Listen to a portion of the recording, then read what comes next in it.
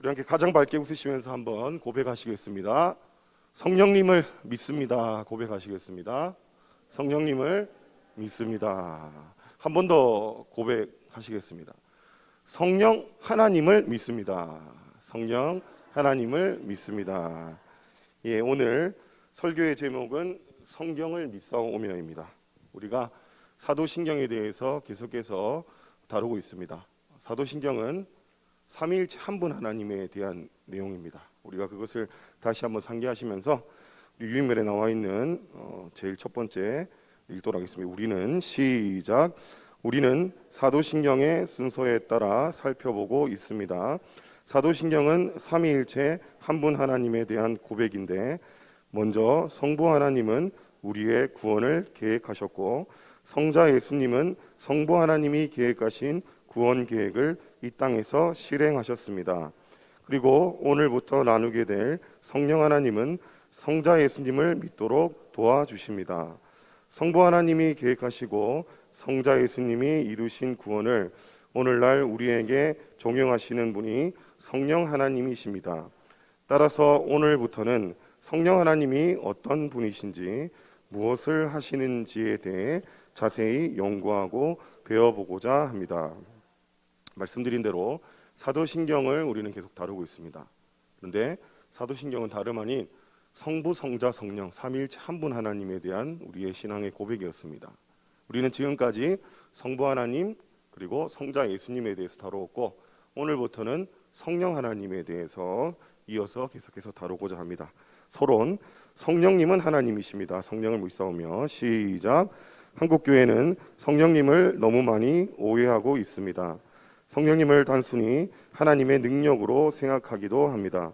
무엇보다 하나님 아버지, 예수님 다음가는 서열 3위의 하나님으로 이해하는 경향도 짙습니다. 성령에 대해 우리가 정립해야 할 지식은 성령 역시 성부와 성자와 더불어 동등하신 하나님이라는 사실입니다. 성령 하나님을 이해하는 데 있어서 두 가지 극단적인 잘못이 있습니다. 하나는 성령을 상대적으로 무시하는 것이고, 다른 하나는 성령을 상대적으로 높이는 것입니다. 이들의 공통적인 잘못은 성령을 성부와 성자로부터 분리시키는 것입니다. 성령님은 성부와 성자로부터 나오시는 분입니다. 성령 하나님을 말할 때 우리는 오해하는 것들이 있습니다. 성령 하나님을 하나님으로 우리가 보아야 합니다. 성령 하나님은 삼위일체 한 분 하나님이십니다. 그런데 성령 하나님을 어떠한 힘의 근원, 에너지, 능력의 근원으로 잘못 판단하는 경향이 있다는 것입니다. 그래서 성령 받아라 이렇게 하면서 성령을 던지기도 합니다. 그래서 받는 사람이 받다가 버거가지고 막 쓰러지기도 하고, 이것은 참 우스운 광경이죠. 성령 받으라는 것은 성령의 충만하심을 받으라는 것입니다. 던져서 받는 그런 물건이 아닙니다. 그런데 잘못된 오해에서 그렇게 나와 있다는 것입니다. 그리고 성령 하나님을 성부, 성자, 성령 한 분 하나님으로 보지 않고 뭔가 좀 부족한 하나님으로, 서열로 치면은 3위 정도 이렇게 매기는 경향이 있는데, 이것도 잘못된 것이라는 것입니다. 성부, 성자, 성령 삼위일체 한 분 하나님은 각각의 위격, 위치에서 각자의 역할을 하십니다. 앞서 우리가 읽었다시피 우리의 구원을 계획하신 성부 하나님, 그리고 그 구원의 계획을 실행하신 성자 예수님, 그리고 그 모든 것들을 믿고 우리를 그 길로, 구원의 길로 인도하시는 성령 하나님. 우리는 이 성부, 성자, 성령 하나님을 가리켜 세 분의 하나님이라고 말하지 않습니다. 성부, 성자, 성령 삼위일체 한 분 하나님이라고 고백합니다. 왜냐하면 말씀이 우리에게 그렇게 증거해 주기 때문입니다. 그래서 우리는 성령 하나님을 우리는 하나님으로, 일단은 하나님으로 우리가 고백을 합니다. 그리고 두 가지 잘못된 견해가 있는데, 한 가지는 무시하는 것입니다. 성령 하나님을 상대적으로 무시해서 아까 말씀드렸다시피 뭔가 자신의 뜻을 이루기 위한 도구로 생각하는 것입니다. 힘의 근원, 에너지, 자신을 도와주기 위한 수단으로 생각하는 것입니다. 그건 하나님에 대한 모독인 것입니다. 그리고 반대로 지금은 성령 시대다라고 주장을 하면서 성부, 성자 하나님을 거의 말하지 않습니다.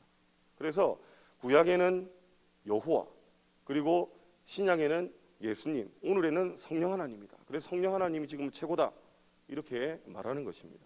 이것 또한 삼위일체 한 분 하나님께서 태초전부터 영원까지 함께 하시는 그 성경의 가르침을 무시한 처사입니다. 그래서 성령 하나님 우리는 한편으로는 너무 무시해서도 안 되고 한편으로 너무 부각시켜서도 안 된다는 것입니다. 어떻게 그럼 이해해야 됩니까? 성부, 성자, 성령 하나님 한 분 하나님 안에서 그 성령 하나님을 이해해야 된다는 것입니다. 오늘 우리가 읽었던 유일문 중에서 성령님은 성부와 성자로부터 나오시는 분입니다 라고 마지막에 적어 놓았습니다. 이것이 우리가 가져야 되는 마음인 것입니다.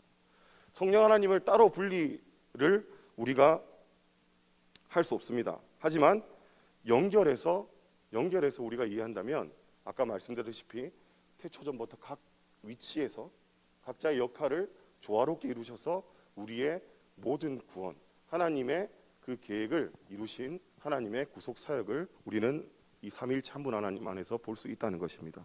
그래야지만 우리가 그 하나님을 오해하지도 않고 말씀에서 벗어나지도 않는다는 것입니다. 그러면 성령님에 대하여 우리는 무엇을 믿습니까? 이제 본론으로 들어가도록 하겠습니다. 첫째, 성령님께서 우리를 그의 모든 은덕에 참여하게 하심을 믿습니다. 시작. 성령님께서는 자기의 것을 말하지 않고 그리스도의 은혜를 우리에게 입혀주시는데 그리스도의 은혜를 내려주실 때에 참된 믿음으로 받도록 하십니다. 그런데 참된 믿음이라는 것 자체가 성령님께서 우리 안에서 일으키시는 것입니다. 하이델베르크 요리문답 21문에서는 참된 믿음을 성령님께서 복음으로써 내 마음속에 일으키신 굳은 신뢰라고 고백하였습니다. 성령님께서 믿음을 일으키셔서 우리로 하여금 그리스도와 연합하게 하시고 그리스도의 모든 은혜에 연합되어서 그 은혜를 받게 하십니다. 성령님께서 우리를 예수 그리스도의 모든 은혜에 참여하게 하신다. 이 말의 뜻은 먼저 성령님께서 우리 가운데 참된 믿음을 주신다는 것입니다. 참된 믿음은 무엇이냐 하면 참된 믿음은 하나님께서 그의 말씀을 우리에게 계시하여 주셨습니다. 근데 그 말씀이 이 말씀 모든 것이 진리라고 확신하는 지식입니다. 하나님께서 주신 이 말씀을 우리가 이 말씀이 참된 진리다, 모든 것을 받아들이는 것입니다. 이 안에 무엇이 있습니까? 바로 우리를 구원하신 하나님에게 하나님의 복음 예수 그리스도의 구원의 은혜가 있습니다. 그 모든 것이 하나님의 참된 지식이라고 받아들이는 것입니다. 먼저는 하나님의 말씀을 근거해야 참된 믿음이 이루어집니다. 믿음은 말씀을 떼어놓고 말할 수 없다는 것입니다. 참된 믿음은 참된 말씀이 있어야 된다는 것을 말하고 있습니다. 그런데 이 말씀을 믿는 것은 우리의 능력으로 할 수 없다는 것입니다.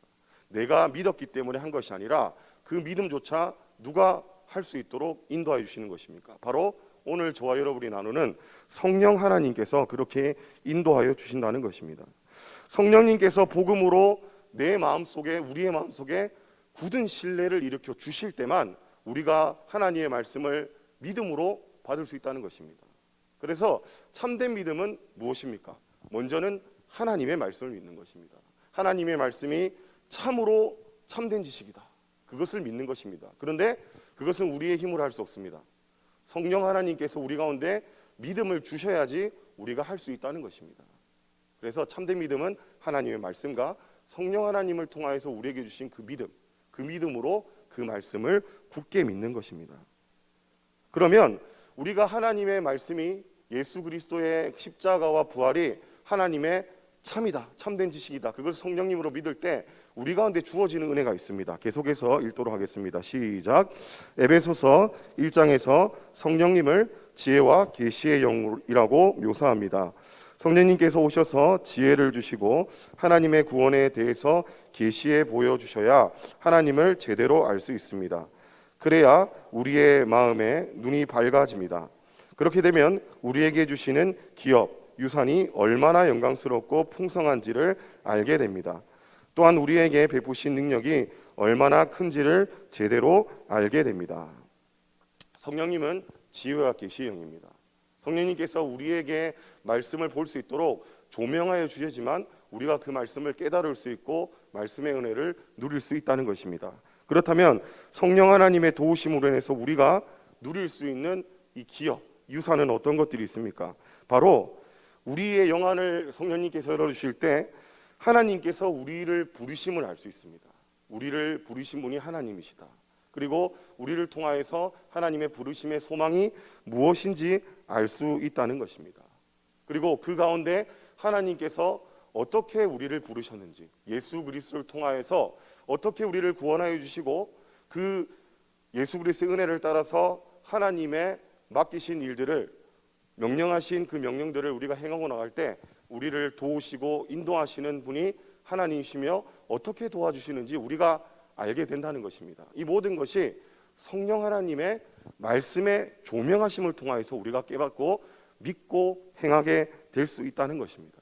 우리가 참여하는 이 은덕, 은혜 어떤 것들이 있습니까? 단순히 이 세상에서 누리는 육적인 것들이 아닙니다.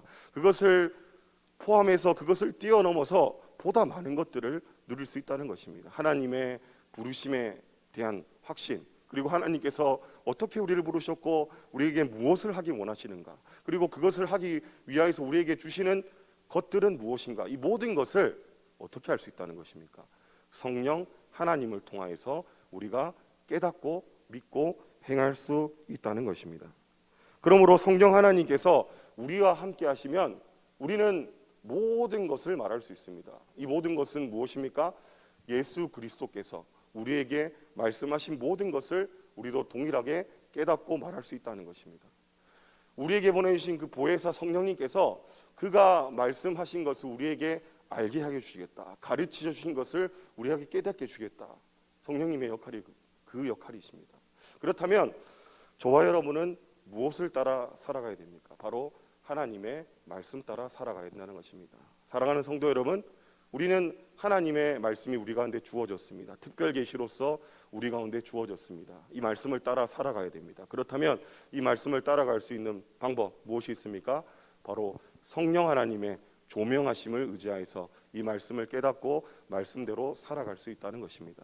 하나님의 자녀로서 부르심 받은 저와 여러분, 성령 하나님의 조명하심으로 오늘도 주의 말씀 따라 주님 기뻐하시는 삶을 살아가시는 저와 여러분이 되시기를 바랍니다. 두 번째입니다. 성령님에 대하여 우리는 무엇을 믿습니까? 두 번째, 성령님께서 우리를 위로하심을 믿습니다. 함께 읽겠습니다. 시작. 성령님께서 복음의 말씀으로 우리를 위로하십니다. 하일데베르크 요리문답 1문에서 말하는 유일하고 영원한 위로를 성령님께서 우리에게 주십니다. 그리스도께서 나를 위하여 이루신 구원의 사실을 우리로 하여금 믿고 확신하게 하시는 분은 바로 성령님이십니다. 성령님께서 예수 그리스도를 보게 하시고 그를 믿고 확신하게 도와주시는 것입니다. 로마서 8장 26절에서 이렇게 말씀합니다. 이와 같이 성령도 우리의 연약함을 위해 간구하신다. 말할 수 없는 탄식으로 우리를 위해 친히 간구하신다. 중보의 역할을 말합니다. 하지만 오늘 제가 말씀드리고 싶은 것은 그것을 뛰어넘은 성령 하나님의 위로입니다. 단순히 우리의 중보자가 되어주시는 것도 큰 위로가 됩니다. 하지만 성령 하나님을 통하여서 우리의 위로가 되심이 무엇인지 제가 밑에 각주로 달아놨습니다. 하일데베르크 요리문답 1문에서 이렇게 질문하고 있습니다. 살아서나 죽어서나 당신의 유일한 위로는 무엇입니까? 답입니다. 살아서나 죽어서나 나는 나의 것이 아니요 몸도 영혼도 나의 신실하신 구주 예수 그리스도의 것입니다.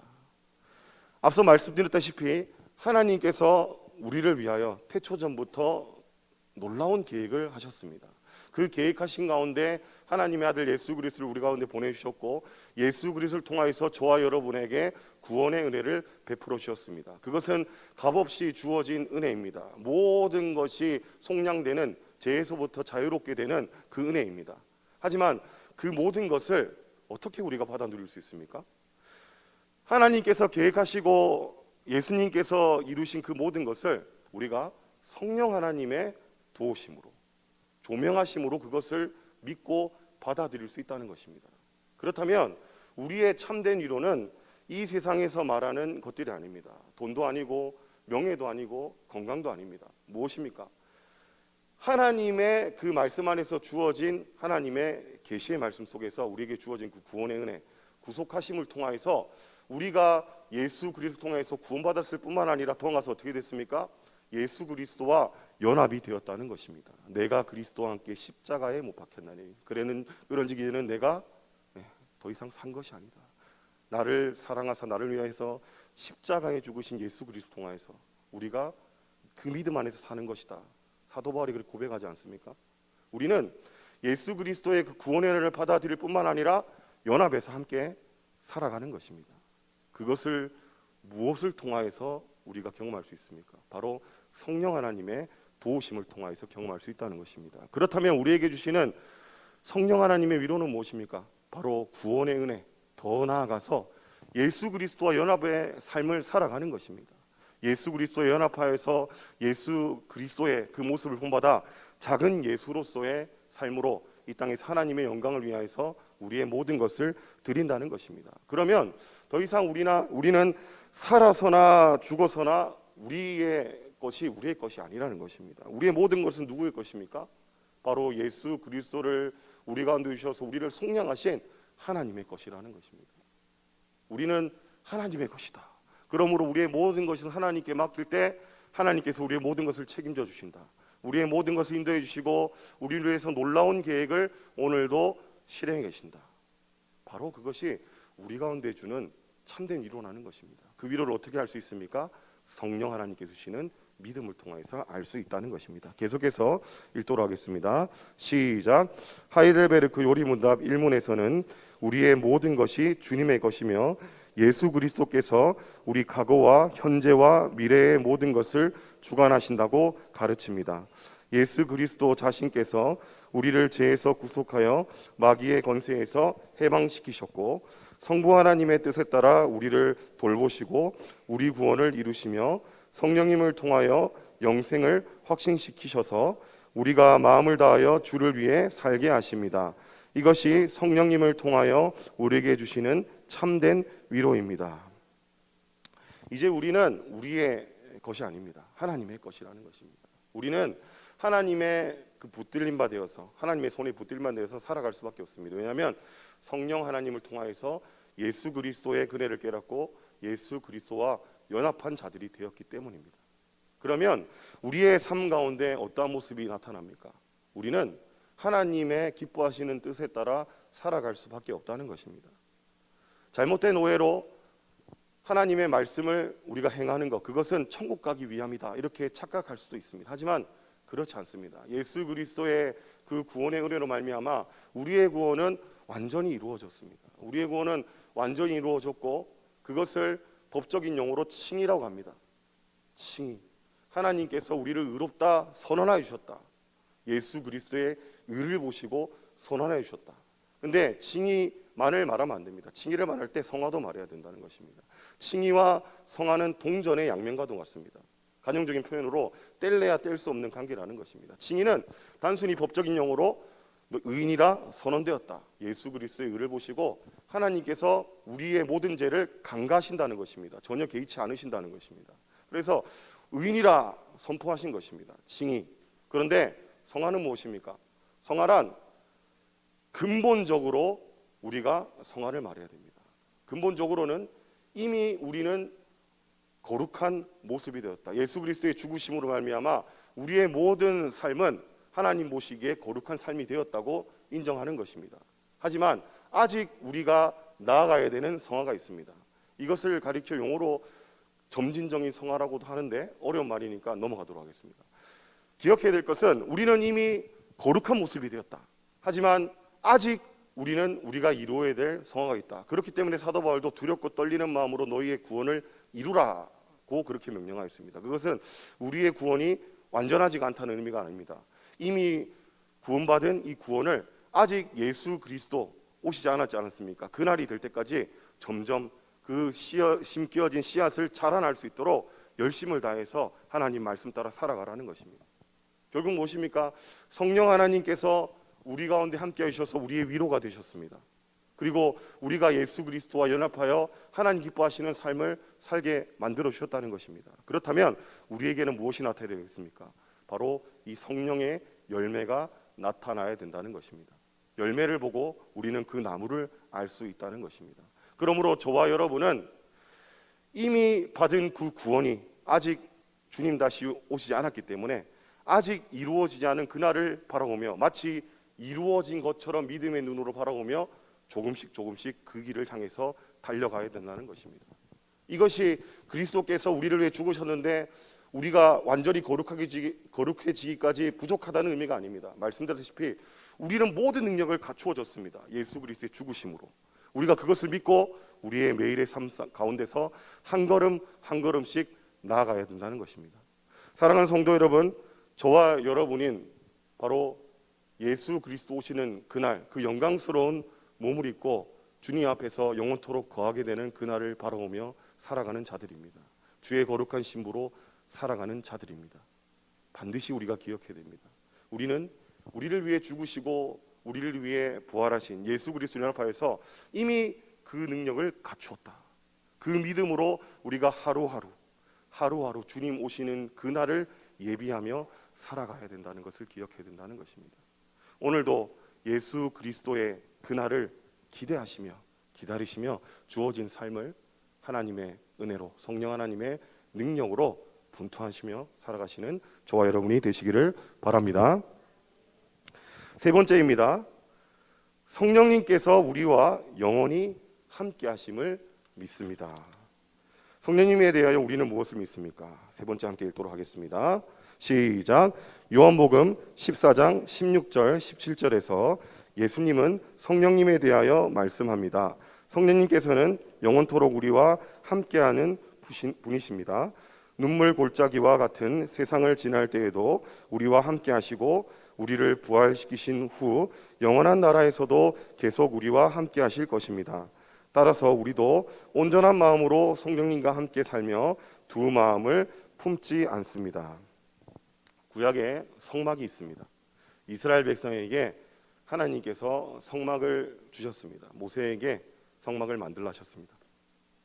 그런데 하나님께서 놀라운 것은 그 성막에 자신이 거하시겠다. 이스라엘과 함께 하시겠다. 하나님께서 어디 그 조그만 성막에 거하실 분이십니까? 그 높으신 하나님께서. 그 이유는 무엇입니까?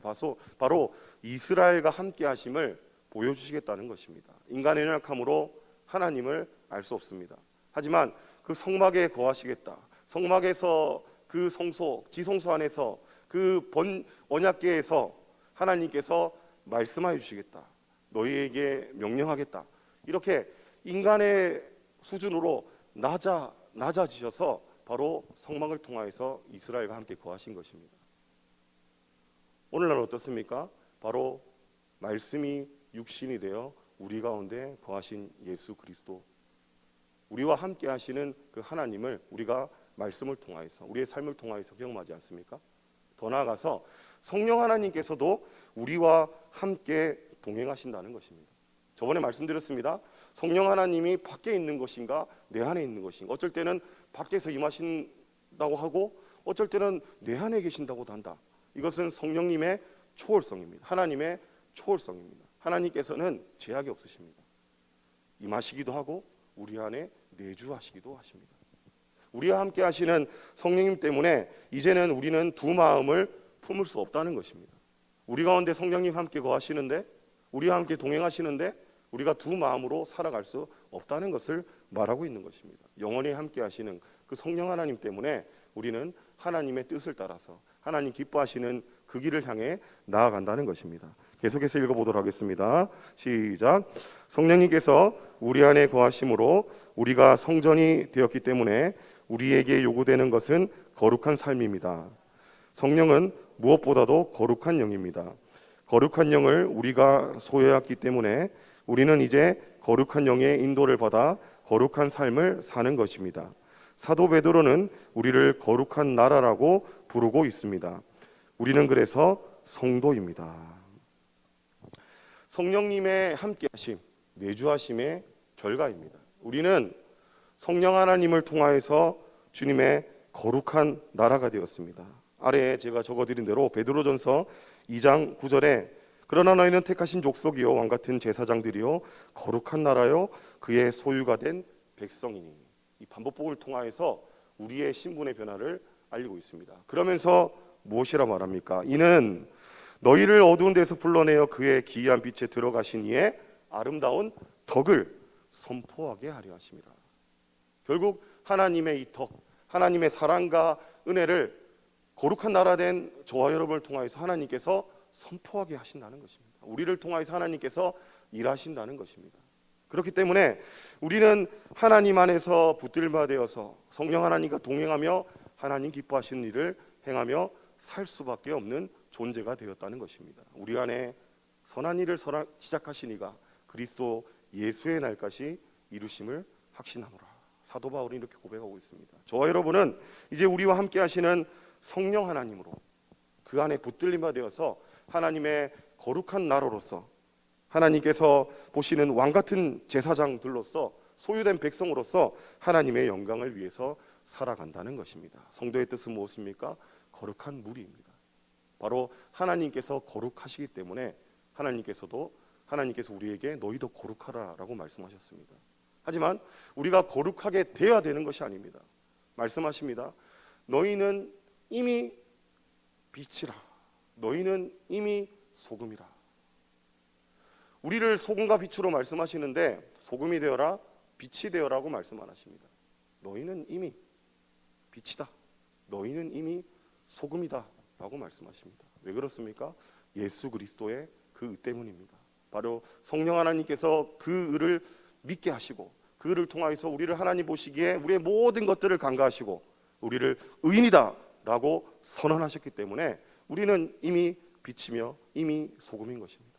그러므로 우리는 거룩한 나라로서 하나님의 영광을 위해서 오늘도 살아갈 수 있는 능력을 모두 갖추었습니다. 사랑하는 성도 여러분, 저와 여러분과 성령 하나님께서 함께 하십니다. 성령 하나님 함께 하심으로 우리는 두 마음을 품을 수가 없게 되었습니다.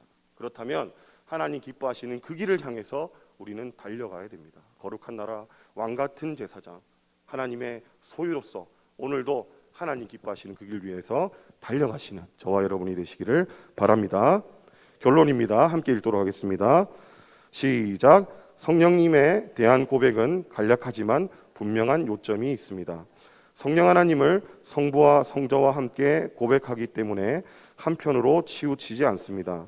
성령론이 강하다고 하는 사람들은 자기의 경험과 이해를 기준으로 성신에 대하여서 이야기하는데 이것은 성경에서 가르치는 삼위 하나님의 한 분이 아니라 자기의 종교적 경험에 불과한 경우가 많습니다.